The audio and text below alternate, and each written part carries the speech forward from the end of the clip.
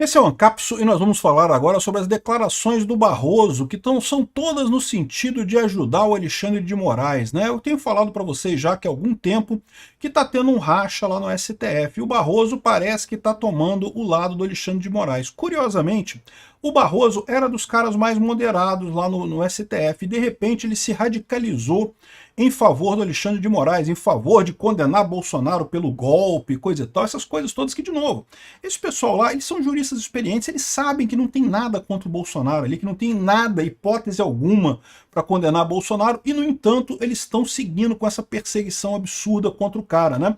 Aqui, ó. Barroso de ser desejável julgamento que Bolsonaro aconteça ainda em 2025.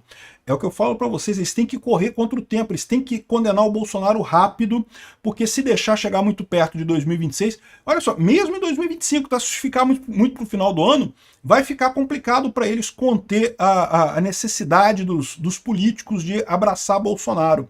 Esse pessoal tá com um problema. E aí a gente fica na dúvida, né? Por que será que o Barroso está defendendo tanto Alexandre de Moraes nessa história? Essa notícia foi sugerida por Mamarov, a Sombra Apareça e várias outras pessoas. Obrigado aí ao pessoal que sugeriu notícias lá no nosso site, no visãolibertaria.com. E obrigado a você que está assistindo o nosso vídeo. Se você gosta do nosso conteúdo, por favor, deixe o seu like, se inscreva aqui no canal, né? O Barroso deu uma declaração dizendo que anistia é perdão e o 8 de janeiro é imperdoável, diz Barroso, né? E o que ele quer dizer com isso? Não dá para saber, porque a verdade é a seguinte, a anistia pode ser perdoável, pode ser imperdoável, isso é uma opinião pessoal dele, ele pode não concordar com a anistia, é direito dele não concordar com a anistia. Agora, ele tem que concordar que o Congresso pela Constituição brasileira, o Congresso é que define isso, a prerrogativa de dar anistia é do Congresso. Se o Congresso passar a lei da anistia, ele não pode fazer nada, o Congresso aprovou a anistia. Então fica uma situação desse negócio de dar essas declarações sobre coisas que eles podem vir ser chamados a julgar, justamente porque, né, fica estranho esse negócio. Por que ele está falando isso, né?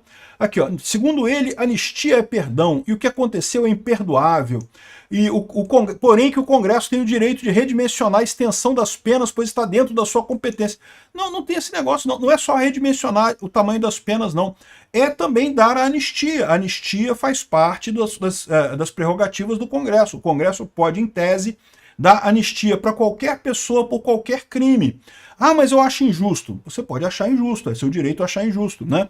Eu acho injusto que o STF tirou o Lula da cadeia, por exemplo, né? No entanto, o STF tirou o Lula da cadeia.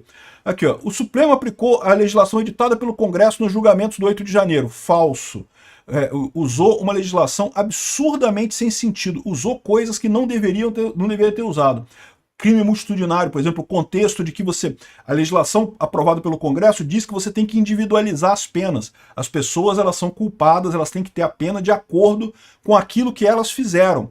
O STF usou esse conceito totalmente errado de crime multitudinário para dizer que todo mundo ali queria dar golpe, e isso é inválido, isso é contra a legislação aprovada pelo Congresso. A solução para quem acha que as penas foram excessivas é uma mudança na lei. Não acho que seja o caso de anistia, porque anistia significa perdão, o que aconteceu é imperdoável. Mas redimensionar a extensão das penas, se o Congresso entender por bem, está dentro da sua competência, disse o Barroso, né? De novo, acho um absurdo isso daqui, porque mais do que isso, a anistia também está dentro das competências do Congresso. Está lá na Constituição definindo que a anistia é uma competência do Congresso. Se o Congresso quiser dar anistia, ele tem o direito. Onde é que está escrito na Constituição que é imperdoável alguma coisa? Não tem nada disso. Aqui, ó, Constituição Brasileira, artigo 48. Cabe ao Congresso Nacional, com a sanção do Presidente da República, item 8, concessão de anistia.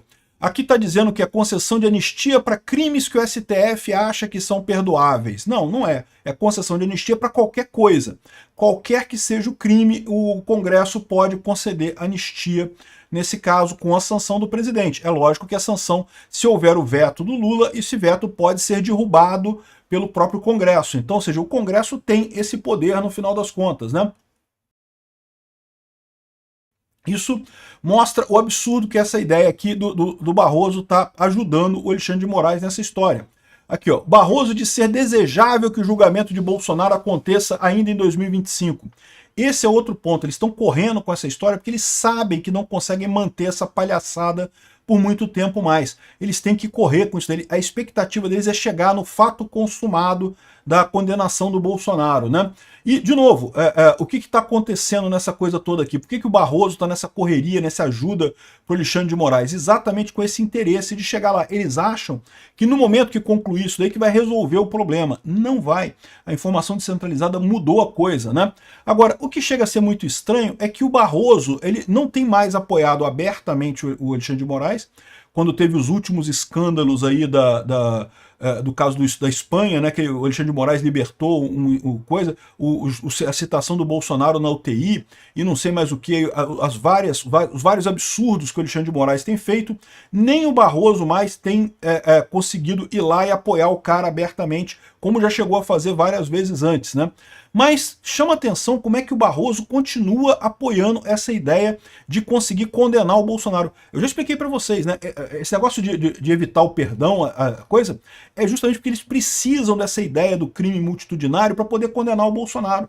Se eles perderem isso, se você acaba com esse negócio, como o Fux propôs, né, de condenar a Débora só pelo que ela fez, só pela adulteração da estátua, lá, a violação da estátua lá, acabou, eles não conseguem botar o Bolsonaro. O que o Bolsonaro fez no 8 de janeiro? Não fez nada. Não tem absolutamente nenhuma linha dele pedindo o protesto, não tem nada dele apoiando o protesto, ao contrário, ele tem a declaração dele no último dia do governo dizendo que era para o pessoal sair dos quartéis e coisa e tal.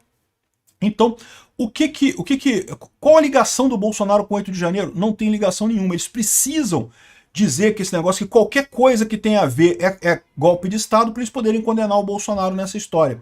Essa é a situação deles, né?